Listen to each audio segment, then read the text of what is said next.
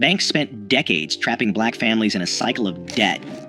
Yet in the 1960s, thousands of black men paid for every car, home, and appliance with cash, shutting the door on creditors entirely.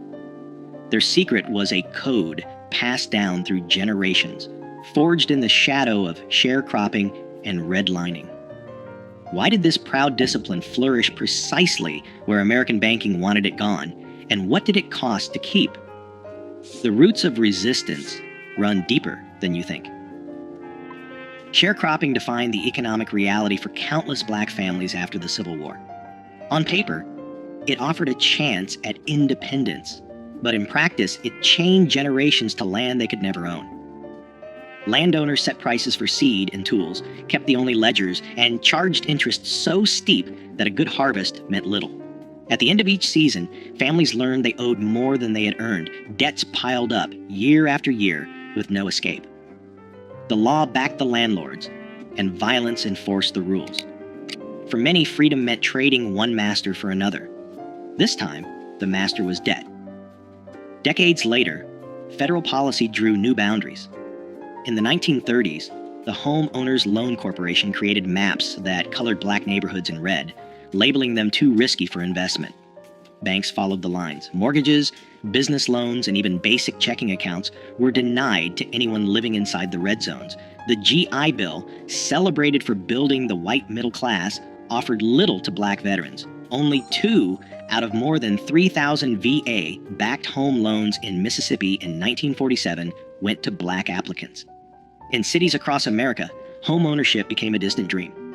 By 1960, just 38% of black families owned their homes, compared to 64% of white families.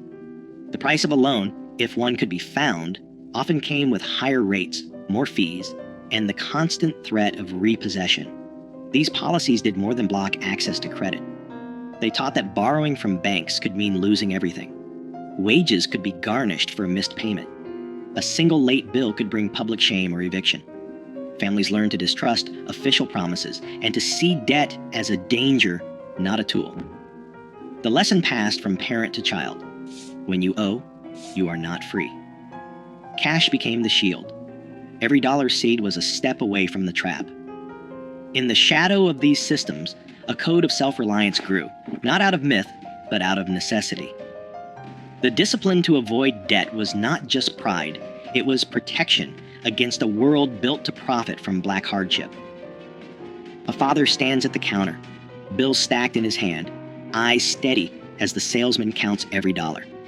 No loan paperwork, no interest rates, just the slow, deliberate handoff of hard-earned cash. In kitchens across the country, this scene played out for refrigerators, washing machines, even used cars, anything big enough to threaten the family's security if it came with a monthly bill. The ritual was the same, months, sometimes years, of saving, each payday bringing the goal closer. The cash might be hidden in a coffee can, tucked behind flour in the pantry, or slipped beneath a loose floorboard.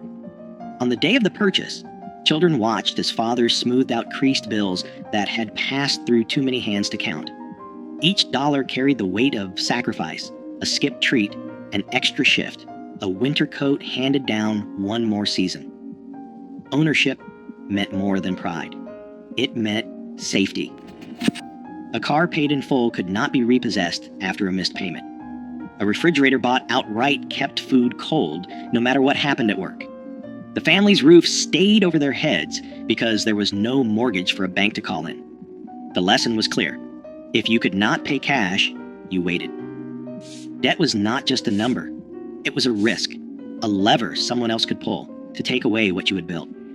Stories passed down in living rooms and on front porches told of neighbors who lost everything over a single missed payment. The warning was woven into every decision. Don't owe nobody. Fathers taught sons to count their bills twice, to demand a receipt, to walk away from any deal that required a signature promising money not yet earned. Even the smallest purchases came with a sense of ceremony. The act of paying in cash was a declaration no bank, no landlord, no creditor could claim a piece of what was yours. The discipline ran deep. No matter how tempting the new model or the salesman's pitch, the answer stayed the same. Cash on the barrel, or nothing at all.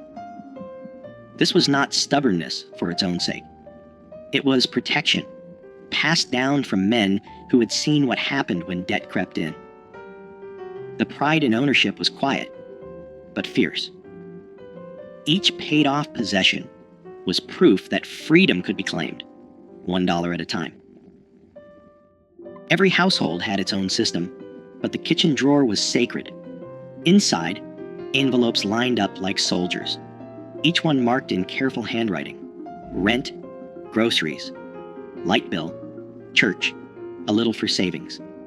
On payday, mothers sat at the table with stacks of cash, counting out each dollar by hand. No calculators, no bank statements, just memory and discipline. The ritual never changed. She would break the bills, fold them once, and slip them into their envelopes. If the grocery envelope ran low, meals got simpler. If the rent envelope was full, a sigh of relief might escape, but never a celebration. Money for treats or new shoes waited until every envelope had what it needed. Children learned early not to touch those envelopes. The lesson was clear. Each dollar had a job, and every job had to get done before anyone could think about extras. Sometimes a few bills got tucked away in a spot only she knew, behind a jar of beans, under the lining of her purse. Inside a book no one would open. That was emergency money. It was not for spending. It was for when the heater broke, or the landlord came around 2 days early, or a cousin needed bus fare home. Neighbors swapped stories about the best hiding spots, but the method was always the same.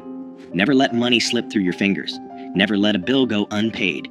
If an envelope emptied before the next payday, the answer was simple: you waited. No borrowing, no pleading with the store for credit. Credit was a trap, and mothers knew it. The empty envelope was a warning, not an invitation to spend what you did not have. This was more than thrift. It was a code. The envelopes kept the family safe, 1 week at a time. A new coat or a Sunday roast came only after the rent and lights were covered. The rules were strict, but they kept the wolves from the door. Children grew up watching, learning that every purchase was planned, every expense measured. The kitchen drawer, with its stack of envelopes, was the real bank, the only one that could be trusted. The layaway counter at the local department store was a familiar stop for families who refused to risk what little they had on credit. At Sears or JCPenney, a mother might place a winter coat or a child's bicycle behind the counter in August, leaving a few dollars each week until the final payment set it free. There was no interest, no paperwork, and no fear of a missed payment turning into a crisis. Clerks recognized regulars by name, sometimes calling out when a new shipment arrived or a sale was coming up. Each payment was recorded in a logbook, a quiet tally of patience and discipline. The item stayed locked away untouched until every dollar was paid. Then, and only then, did it belong to the family. Around the holidays, banks and savings clubs ran ads for Christmas clubs, inviting customers to deposit a little each week. By December, the bank handed back the total in cash, ready for gifts or a special meal. There was no temptation to borrow or run up a tab. The Christmas Club passbook, stamped with each deposit, became a small badge of pride. It was proof that waiting brought its own reward, that a holiday could be joyful without a single cent owed. For families who remembered the shame and danger of borrowing from landlords or store owners, these systems offered something rare: control. Layaway and savings clubs worked because they fit the rhythm of working life, the steady grind of paydays, the slow build toward a goal. There was comfort in knowing that the new dress or the toy train would come home only when it was truly paid for. Children learned the lesson early. Good things were worth waiting for, and nothing was more satisfying than carrying home a package that belonged to you outright. Even as department stores began to push credit cards and instant approval, many families held on to these habits. The layaway counter stayed busy through the 1960s, a quiet rebellion against the lure of easy debt. In the end, every purchase was a small victory, earned, not owed. In back rooms and kitchens across black neighborhoods, the susu was as steady as the ticking of a clock. 10 neighbors, each with a folded bill, gathered around a table. No paperwork, just trust. Every week, each person contributed the same amount, and one member took home the pot. The next week, it was someone else's turn. The cycle continued until every hand had received a share. If a payment was missed, word traveled fast. The consequences weren't legal, but personal. A lost place in the circle, a loss of respect.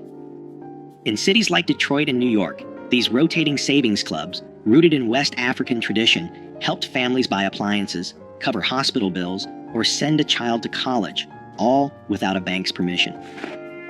Barter wove another safety net. A mechanic traded a brake job for a basket of tomatoes. A seamstress hemmed pants for a sack of potatoes. Skills moved through the neighborhood as quietly as cash, and every exchange kept money close. Repairs stretched the life of radios, shoes, and washing machines. Nothing was wasted. A broken toaster found its way to the neighbor with a soldering iron and a knack for coaxing life from tired wires. Oral histories recall how these trades built a web of support, sidestepping the need for credit and keeping families afloat. Churches anchored these networks. Sunday offerings funded more than sermons. They paid for groceries, rent, or a few dollars slipped into a father's hand after service. The help came quietly, with the understanding that one day the favor would be returned. Sermons warned that debt was a shackle, not just a number. The church's aid was both spiritual and practical, reinforcing the lesson that freedom meant living within your means. Insurance agents from North Carolina Mutual and Atlanta Life walked door to door collecting dimes and debit books. These small premiums bought peace of mind, a dignified funeral, a cushion for hard times. The agent knew every family by name. Miss a payment, and the agent returned, not with threats, but with concern. Accountability ran both ways. Each system, susu, barter, church, insurance, rested on a single rule: take care of your own. Pride in these arrangements ran deep, proof that even when banks shut their doors, Black families could build wealth, protect each other, and remain free from debt. Credit offers began arriving in mailboxes, thick envelopes promising instant approval, and a line of credit with no questions asked. The language was slick: buy now, pay later, no money down, just sign and take it home. Department stores and national banks, locked out of Black neighborhoods for decades, now saw a new market. They sent out applications by the thousands, sometimes addressed to resident or occupant, hoping to catch anyone willing to bite. The numbers looked tempting: a bank AmeriCard with a $500 limit, a Sears card for new appliances, a department store line for back-to-school clothes. But the fine print told a different story. Interest rates hovered at 18%, sometimes higher. Annual fees chipped away at any savings. Miss a payment, and penalties stacked up fast. Late fees, higher rates, even threats of wage garnishment. Newspaper ads and radio jingles painted credit as a ticket to the American dream. In reality, the terms were designed to keep balances growing. A $200 refrigerator bought on credit could cost $300 to $50 by the time it was paid off. Department stores trained clerks to pitch store cards at the register, offering discounts on the first purchase but locking families into revolving debt. Some banks used out-of-state charters to sidestep local usury laws, importing higher Nebraska or South Dakota rates into cities like Detroit and Chicago. Letters arrived every week, each one promising a better life, each one a trap disguised as opportunity. The pressure was relentless. For families who had learned to save every dollar, the flood of offers felt like an attack on their discipline. The old code, wait, save, own, met a new world where patience was out of style and debt was sold as freedom. The first cracks appeared when neighbors started showing off new furniture or cars bought on credit, the price hidden behind a monthly bill. Banks called it progress. For many, it was the beginning of a new kind of risk. The old rules began to slip away in the late 1960s. Factories that once offered steady paychecks shuttered their doors, leaving entire neighborhoods without work. In Detroit, Chicago, Newark, and Watts, unrest swept through the streets. Businesses boarded up windows or left town altogether taking jobs and stability with them. The corner stores that once offered layaway stopped offering the service, shifting to cash or credit-only policies as insurance costs soared and profit margins shrank. Families who had always relied on cash found their budget stretched thin by rising prices and shrinking incomes. Savings, hidden in coffee cans and envelopes, vanished quickly when paychecks stopped coming. The Susu circles, once tight and reliable, struggled as members lost jobs or moved away. Even the church, a last line of defense, faced dwindling offerings as more families needed help than could give. The safety nets that had protected generations began to fray. Some men took on odd jobs or hustled for cash, but the steady grind that had made saving possible was gone. The discipline that had kept debt at bay became harder to sustain when every dollar was needed just to get by. Temptation grew as neighbors, desperate to replace what was lost, began to accept the credit cards and easy loans that filled mailboxes. The old warnings, never owe, never sign, faded under the weight of layoffs and closed factories. What had once been a badge of pride, living debt-free, felt less like a choice and more like a memory. The habits of patience and self-restraint, passed down for decades, were tested by forces no envelope system could hold back. In the space left by lost jobs and broken trust, debt began to creep in. Quiet at first, then all at once. Today, consumer debt in Black communities stands at record highs, while payday lenders crowd out old systems of mutual aid.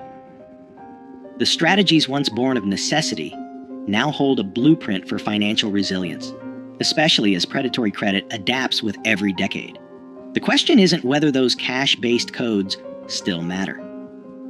The question is, who has the power to remember, and who profits if we forget? Let your thoughts spark the conversation.